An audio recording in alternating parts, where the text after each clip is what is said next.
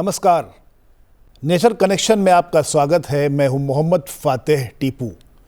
पहली नज़र में खेतों में शांति से चरती हुई नीलगाय भारत के वन्य जीवों का एक सौम्य हिस्सा लगती हैं, लेकिन उत्तर भारत के किसानों के लिए नीलगाय का खौफ एक अप्रत्याशित चुनौती बन गया है, जिसने ग्रामीण जीवन के शांत और खुशनुमा माहौल को संघर्ष में तब्दील कर दिया है।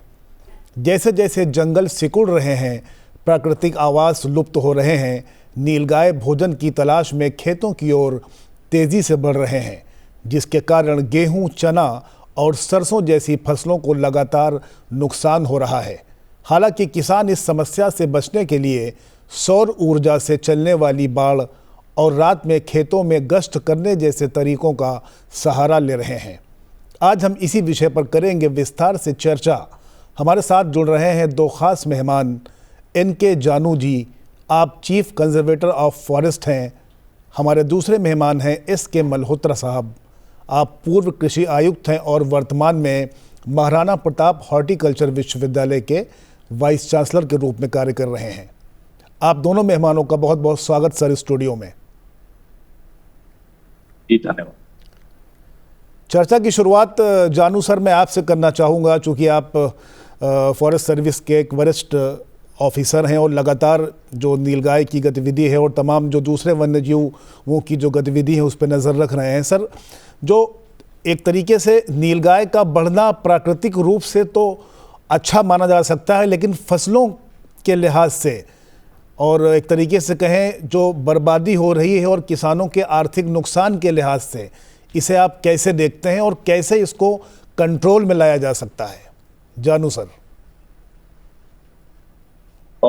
Thank you. नीलगाय की जो ये समस्या है, यदि हम लार्जर पर्सपेक्टिव से देखें तो हर एनिमल, वेदर स्मॉल और बिग, वो हमारे बड़े इकोसिस्टम का एक हिस्सा है। और नीलगाय है वो एक मीन्स लार्ज हर्बीवोर है, और यदि जंगल में देखें तो उसकी अपनी एक भूमिका है जी।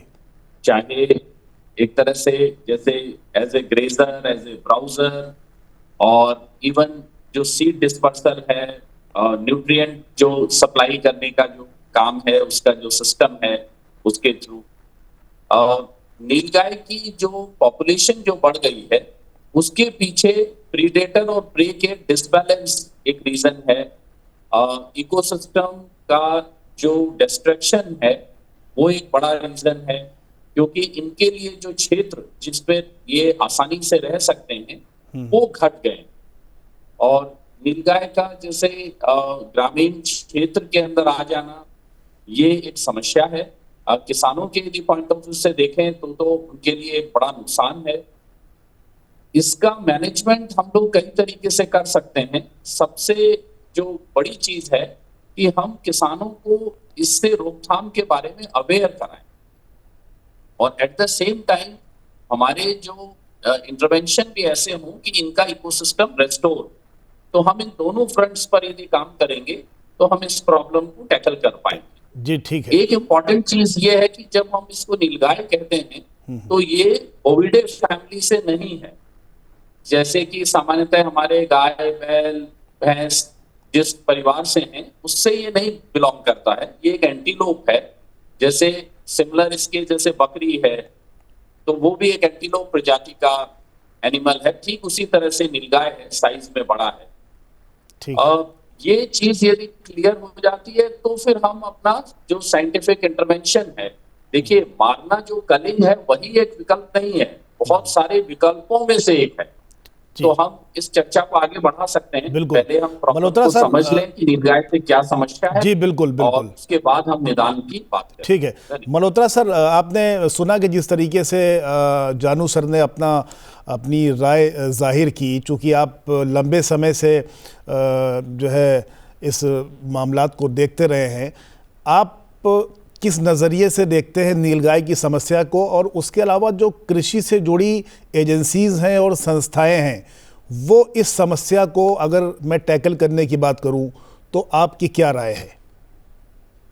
ठीक है, बिल्कुल ठीक है। जैसे कि अभी बताया गया कि ये जो नील गाय है, सबसे पहले तो मैं यही प्रार्थना करूंगा कि हम इसको नील गाय ना पुकारें, जी। इसको रोज कहें, रोजड़ा कहें, क्योंकि ये बिल्कुल सही कहा गया, अभी बता रहे थे जैसे हमारे साथी, ये मृग श्रेणी में आता है। कई तो अच्छा। ये भी कहते हैं कि ये घोड़े से मिलता जुलता है, तो इसको ये गाय की श्रेणी में आता ही नहीं है। तो पहला तो ये है कि हम इसको उस गाय के नाम से ना पुकारें। तो जी। ये जो रोज है, इसको जो है एक तरह से मैं ये कहूंगा कि जैसे हमारे यहाँ काफी जगह डिफोरेस्टेशन हो रहा है, ठीक है। दूसरी बात हम ये कहते हैं कि हमारे यहाँ जो वेजिटेशन है वो जो है एक प्रकार से वो जो वेजिटेशन का एरिया है जो गांव के आसपास होता था, जो चरागाह वाला वो भी कम हो रहा है। और फसल चक्र जो है वो भी, उसमें भी जो है चेंजेस आ रही है। और ये जितने जानवर हैं इनकी जो है जनसंख्या में भी बढ़ोतरी हो रही है। पहला तो ये कारण बताया गया है।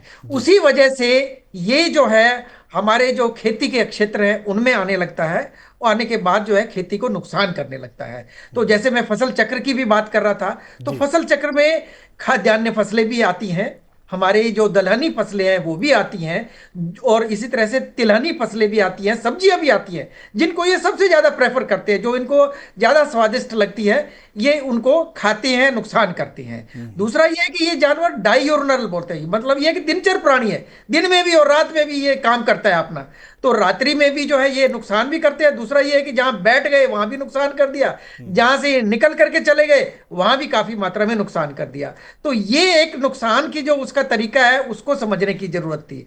तो उसके साथ साथ जब बात आप जैसे पूछ रहे थे कि इसको जो है हम कैसे इसका जो नुकसान है उसको हम कैसे कम कर सकते हैं, इसकी बहुत सारी विधियां जो है समय समय रहते पर जो है सजेस्ट की गई हैं, जिसमें ये भी कहते हैं कि हम फिजिकल बैरियर्स, जो एक तरह से भौतिक, जो मैं ये कहूंगा कि जो रुकावटें हैं वो हम लोग जो है उसमें लगा सकते हैं। जैसे कि इलेक्ट्रिक फेंसिंग की बात कर रहे थे, सोलर फेंसिंग में, तो बहुत सारी ऐसी योजनाएं हैं जो कई अलग अलग राज्यों ने जो है उसमें सब्सिडी का कार्यक्रम भी चलाया है, और सोलर फेंसिंग पर जो है उस पर अनुदान भी मिलता है। तो कुछ राज्यों ने इसकी पहल की है, शुरुआत की है। तो वो इलेक्ट्रिक फेंसिंग से ये है कि पशु मरता भी नहीं है, उसको एक झटका लगा वो भाग गया, दूर से भगा दिया। एक तरह से फिजिकल बैरियर जो है क्रिएट करने की जरूरत है। जहां जहां कहीं बार्ब्ड वायर है, जो कटीली तार है उनको बिछाते हैं, कटीली झाड़ियां जो है उनको लगाते हैं, जो सराउंडिंग में लगाते हैं, जिससे कि उनको हम लोग एक तरह से रुकावट कर सके। तो एक तो ये प्राकृतिक ये जो तरीका है, साथ में दूसरी बात आती है कि और दूसरे तरीके कैसे हैं जिनको हम इसको भगा सकते हैं। ये भी कहा जाता है कि आप धुएं का वो करें, फिर जैसे रोशनी, और साथ में ये कहूंगा कि जो आवाज है उसको भी करके जो हम इसको भगाया जा सकता है। ऐसे भी तरीके जिनको हम इंडिजिनस टेक्निकल नॉलेज भी कह रहे हैं, कि जो हमारी एक परंपरागत जो ज्ञान है, जो पता है उनसे अक्सर किसान जो है करते रहे हैं और अपनाते रहे हैं। तो जानवरों को डरा करके उनको भगाने वाली बात करते थे, कहीं मचान बना दिया। तो इस तरह की बहुत सारी चीजें हैं, जैसे कि मैं आपको बता रहा था कि अच्छा एक और भी प्राकृतिक बताया गया, जिसमें कहते हैं कि हमारी जो प्राकृतिक ज्ञान है, जिसमें जो ये गाय का गोबर है उसमें कुछ ऑयल भी मिला करके, नीम ऑयल और कुछ करंज ऑयल, कुछ इस तरह के मिला करके उसका भी स्प्रे करते हैं, जिससे भी ये दूर भागते हैं, ऐसा भी कहा गया है। और ये कई जगह सत्य भी पाया गया कि ऐसा करने से जो है वो फसलों को जो है ज्यादा नुकसान नहीं करते और वहां आते नहीं ठीक है। नहीं है। जानू और सर दूसरा जी।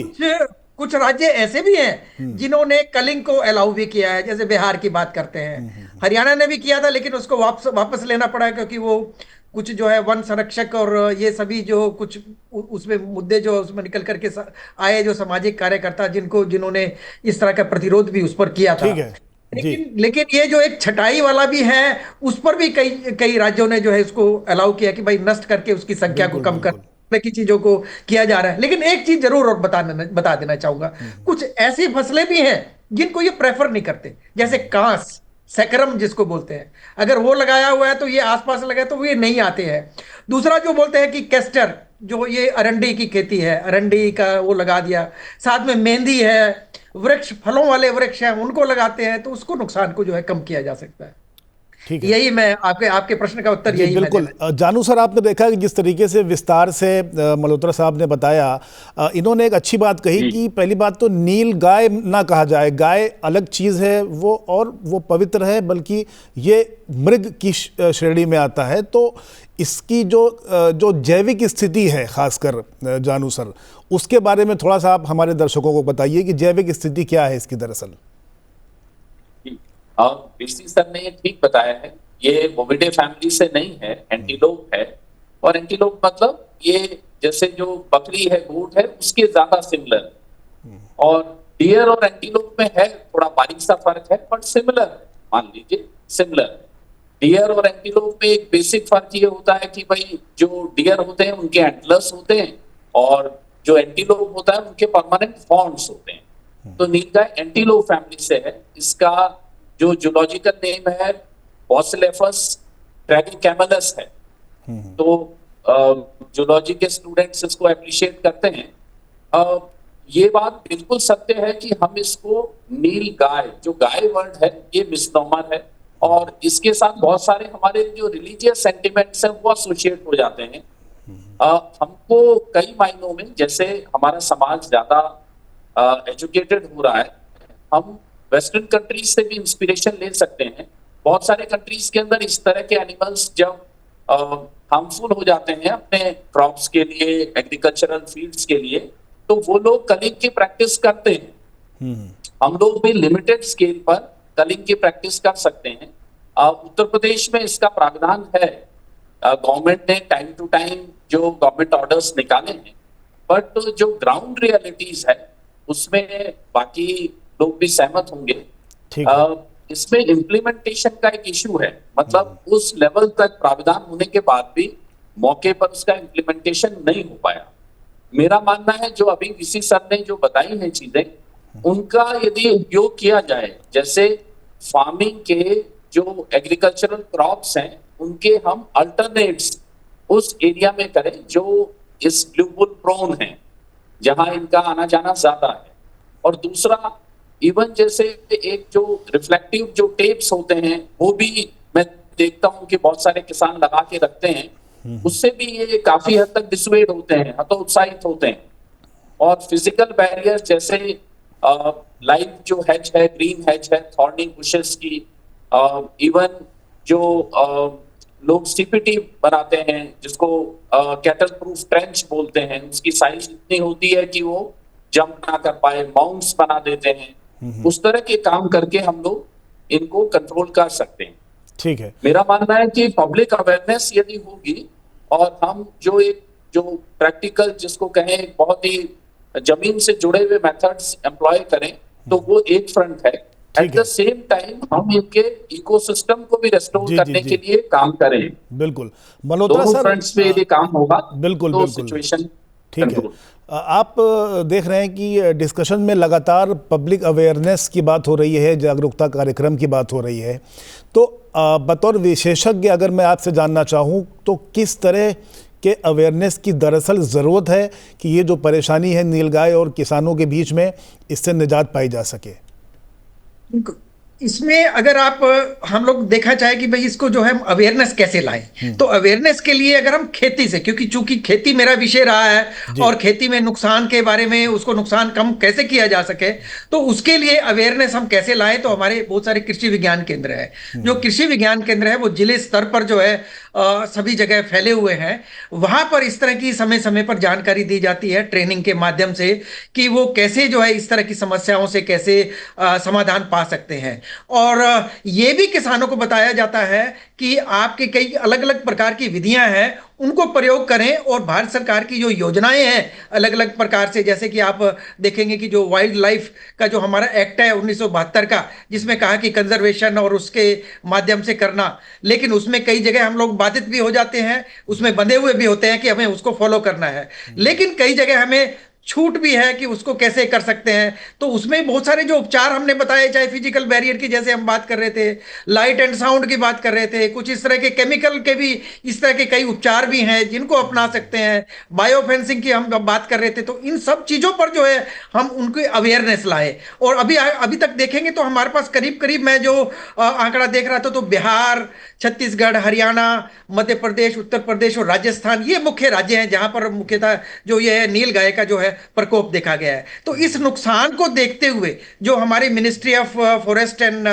एनवायरनमेंट है, उन्होंने कृषि महकमे को भी जो है प्रार्थना की थी कि भाई इस पर जो है कुछ हम लोग किसानों का जो नुकसान भी हो जाता है तो उसकी भरपाई कैसे करें। तो प्रधानमंत्री फसल बीमा योजना में सन 2022 में इसको लाया गया कि अगर नीलगाय या अन्य पशुओं से खेती को कोई नुकसान होता है तो उसकी भी जो है भरपाई की जा सके। तो ये सभी चीजें मैं ये कहूंगा कि अवेयरनेस में हम ले जाए कि कहाँ कहीं अगर कुछ लेवल तक जो है अगर उसकी क्षतिपूर्ति हो सकती है वो कर सकते हैं। बाकी अगर कहीं जो अलग तरह के मिशन के कार्यक्रम है, उन मिशन के कार्यक्रम में जैसे सोलर फेंसिंग के लिए सहायता मिलती है, उस पर अनुदान है, उस अनुदान को भी जो है हम लोग बताएं कि भाई उसका जो है लाभ किसान ले सकते हैं, जिससे कि वो अपने खेत को और अपनी फसल को जो है कैसे संरक्षित कर सके, सुरक्षित कर सके।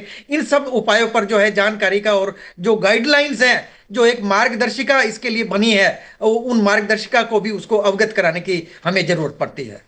लेकिन सर यहाँ पर एक सवाल ये उठता है, चूंकि नीलगाय भी प्रकृति की रचना है, प्रकृति ने एक तरीके से इसको पैदा किया, तो जो मानवीय फसल हो या मानवीय खाद्यान्न हो जिसको हम मनुष्य जिसका इस्तेमाल करते हैं, तो क्या ऐसा कोई मैकेनिज़्म नहीं हो सकता है कि उनके लिए वैकल्पिक तौर पे कोई इस तरह का खाद्यान्न एजेंसीज के ज़रिए, सरकारों के ज़रिए, एनजीओज़ के ज़रिए, कृषि विश्वविद्यालय के ज़रिए उपलब्ध या मुहैया कराई जाए, ताकि ये जो बर्बादी होती है आमतौर पे इसका ये ना हो सके? क्या इस तरह का मैकेनिज्म भविष्य में कोई आ सकता है, किसकी संभावना है क्या? जैसे कि आपने ये पूछा, एक्चुअल में क्या होता है कि जो पालतू पशु होते हैं, लेकिन उनको अगर हम आवारा छुट्टा छोड़ दें उनके लिए तो उपचार है, लेकिन जो जंगली जानवर है उस तो जंगली है, तो उस जंगली के लिए हम क्या कहेंगे, उसके तो उपचार के जो अलग अलग तरीके हैं उन्हीं को अपनाना पड़ेगा, जिससे कि वो हमारे आसपास ना पकड़े। लेकिन जो आवारा पशु होते हैं उनके लिए एक जरूर कहा जाता है कि हमें जो पंचायती जमीन होती है उसमें कुछ चरागाह के लिए कुछ जगह छोड़े, जिसमें कि जो छुट्टे जानवर हैं वो वहां चले जाएं। लेकिन इस तरह के जंगली जानवरों के लिए तो हमें अलग ही तरीका अपनाना पड़ेगा, जिसमें हमने अलग अलग कई विधियों की बात की है। क्या जो रणनीति की बात आपने लगातार की, और इसके अलावा हम जो इकोसिस्टम की अगर हम बात करें आपसे, तो क्या हमारा जो इकोसिस्टम है उसमें आप नीलगाय के महत्व को कैसे आंकते हैं? इसका एक्चुअल में अगर तो हम इसको डोमेस्टिकेट करते हैं तो शायद हमारे पूर्वज इसको बहुत पहले कर चुके होते हैं। तो पहली बात तो यह है कि इसको डोमेस्टिकेट नहीं किया जा सकता, ये जंगली की श्रेणी में आता है, जंगली जानवर की श्रेणी में आता है। जैसे कि हमारे वनों का, जैसे हमारे देख रहे हैं कि वन कई जगह घटते जा रहे हैं और खेती की जमीन भी जैसे जहां कहीं बढ़ाई गई, किया गया, मैं अगर पुरानी बातें करूं तो उस तरीके से लेकर के चले, तो इनके जो रहने का जो मैं ये कहूंगा जो पहले जंगलों में रह जाते थे तो वो वहीं तक ही सीमित रहते थे और उनको वहीं इनका भोजन मिल जाता था, सभी मिल जाते थे। जब वो चीजें कम होने लगी तो ये खेती की तरफ, गांव की तरफ और जो उधर जो है दौड़ने लगे, वहां आने लगे और वहां आकर के इनकी जनसंख्या जो है निरंतर रूप से बढ़ने लगी। तो वो जो जनसंख्या बढ़ी है उसको जो है एक तरह से रोकने की जरूरत है। तो उसमें एक तरह से ये कहते थे कि फर्टिलिटी को कैसे कम किया जाए, तो एक पॉलिसी डिसीजन हो सकता है कि उसको कैसे एक नीतिगत जो है उस पर किया जाए। और मुझे लगता है कि वाइल्ड लाइफ कंजर्वेशन जो मिनिस्ट्री है उसमें भी उस पर विचार हुआ है और इस पर मार्गदर्शिका भी उन्होंने बनाई है कि उसमें क्या करें और क्या ना करें, what is to be done and what is not to be done. उस तरह की चीजों जो है एक तरह से प्रसारित की गई है और जिसमें अक्सर बात आती है कि अवेयरनेस का माध्यम बहुत जरूरी है और सामूहिक स्तर पर, कम्युनिटी लेवल पर जो है अप्रोच लेकर के अगर हम चलेंगे तो इसको जो है निश्चित रूप से जो है इसके नुकसान को हम अपने गांव में, खेती में कम कर सकते हैं। लेकिन वो एक सामूहिक रूप से सबको आगे आना पड़ेगा, क्योंकि सरकार भी कई जगह सभी कार्य तो नहीं कर सकती, लेकिन हाँ मदद कर सकती है, अपना नीतिगत फैसला ले सकती है। तो उसमें जो है सबको एक तरह से मिलीजुली प्रतिक्रिया है। तो मिनिस्ट्री ऑफ वाइल्ड लाइफ और मिनिस्ट्री ऑफ एग्रीकल्चर, पंचायती राज, ये सबको मिल करके जो है आगे आने की जरूरत है, जिसमें फॉरेस्ट का वन का महकमा भी जो है साथ में आ जाता है। ठीक है सर, हरियाणा सरकार ने मानव वन्य जीव संघर्ष और फसल क्षति को कम करने के लिए नीलगायों के शिकार को भी मंजूरी दी है, तो आप इसको कैसे देखते हैं? मंजूरी जरूर दी थी लेकिन वो वापस ले लिया गया था, क्योंकि जब ये कुछ ऐसे सामाजिक कार्यकर्ता जो वन संरक्षक पर जो काम कर रहे थे उनकी मांग पर जो है उसको फिर वापस ले लिया गया। लेकिन एक बिहार में जो है ये पूर्ण रूप से लागू हुआ है और उत्तर प्रदेश में आंशिक रूप से लागू हुआ है। तो ये ही कुछ, एक बिहार ही एक मुझे लगता है कि एक ऐसा राज्य है जिसमें एक तरह से मैं ये कहूंगा कि कलिंग को भी और हंटिंग को, आखेट मैं ये शब्द यूज करूंगा, जी, जी। आखेट को जो है उसके भी जो है एक तरह से परमिशन मिली है। तो अखेट वाली परमिशन अगर कहीं कहीं जो है राज्य अपने जरूरत के हिसाब से जो है निर्णय ले सके, अब मुझे लगता है कि इस तरह के कुछ आगे पहल करने की जरूरत है। ठीक है सर, लेकिन भारत की जो नीलगायें हैं उनसे जो जुड़ी ये समस्या है न केवल भारत में है बल्कि जो आयातित नीलगायें हैं, यहाँ तक कि अमेरिका में भी इस तरह की समस्याओं का सामना करना पड़ रहा है। जो अमेरिका के किसान हैं वो भी अपनी फसल की बर्बादियों का जिक्र कर रहे हैं। क्या नज़रिया है आपका? हाँ बिल्कुल, आप देखेंगे कि जो वाइल्ड लाइफ से नुकसान होता है इसमें हमारे क्षेत्र में तो आज हम लोग जो है नील गाय के बारे में बात कर रहे हैं, लेकिन इसके अलावा हिरन है, जंगली बोर है, खरगोश, हाथी, बंदर और ये पक्षी भी नुकसान करते हैं खेती को। तो ये जो एक तरह से ये कहूंगा कि जितने भी ये जीव हैं ये भी नुकसान पहुंचाते हैं, जिसमें रोज भी आ जाता है जिसको हम आज जिसकी बात कर रहे हैं। तो इनका जो है अलग अलग तरह का आकलन किया गया है और अलग अलग परिस्थितियों में इनके अलग अलग नुकसान पाए गए हैं। कहीं 10 से 30% बताया गया है, कहीं इसका 40% तक का नुकसान भी बताया गया है। कहीं जो है ये कहा गया है कि अलग अलग तरीके से अगर हम अलग अलग तरह की वनस्पति है उसी तरीके से उनकी प्रेफरेंस है।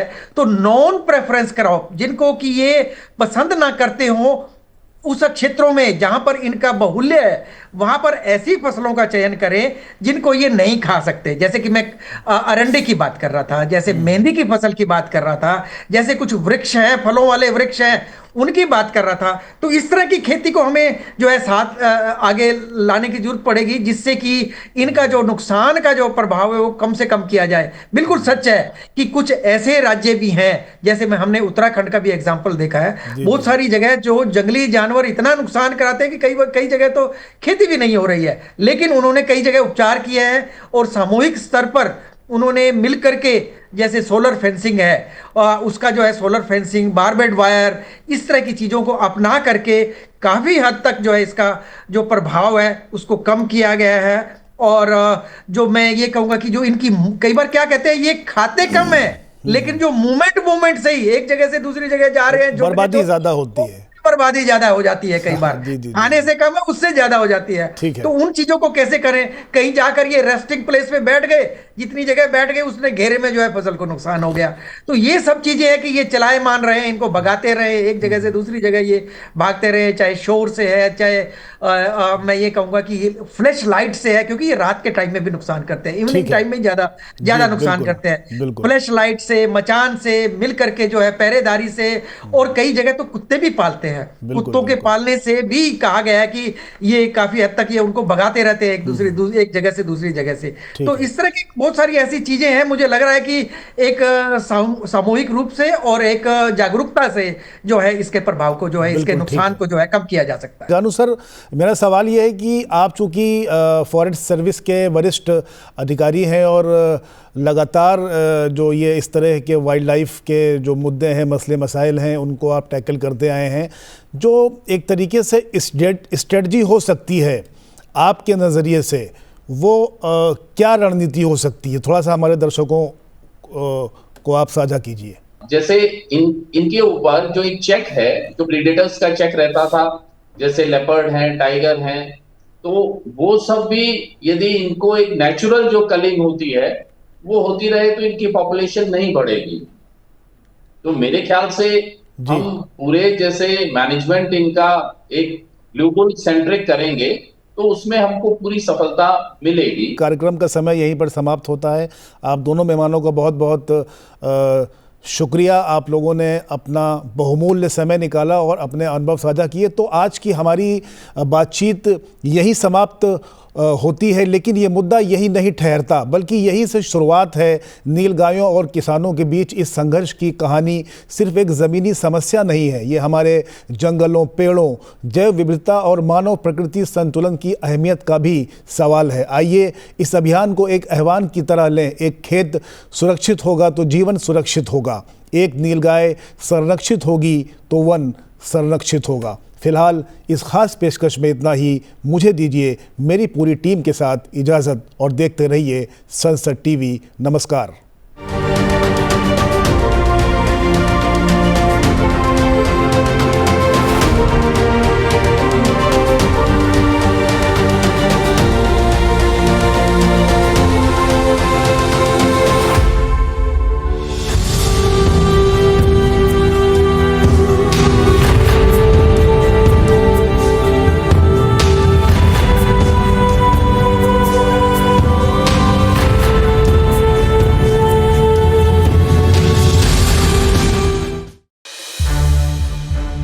संसद टीवी के और भी प्रोग्राम्स देखने के लिए सब्सक्राइब करें हमारा YouTube चैनल और हाँ, इन्हें लाइक और शेयर करना ना भूलें।